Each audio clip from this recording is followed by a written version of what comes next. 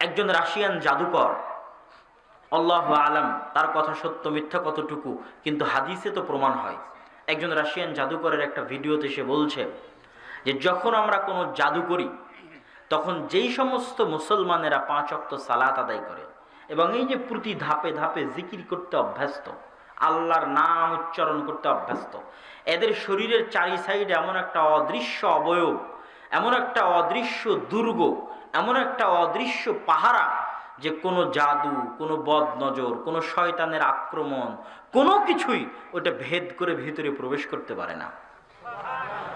একই কথা রাসূলুল্লাহ সাল্লাল্লাহু আলাইহি সাল্লাম বলেছেন। কিন্তু জাদুও শয়তানের, বদনজরও শয়তানের, কুদৃষ্টিও শয়তানের, অন্তরের উপর ওয়াসওয়াসাও শয়তানের। কি বলছেন রাসূলুল্লাহ সাল্লাল্লাহু আলাইহি ওয়াসাল্লাম? কেউ যদি ঘুমায় আর আয়াতুল কুরসি পড়ে, আল্লাহর পক্ষ থেকে একটা ফেরেশতা সকাল পর্যন্ত গার্ড দিবে যেন শয়তান আর কোনো ক্ষতি করতে না পারে।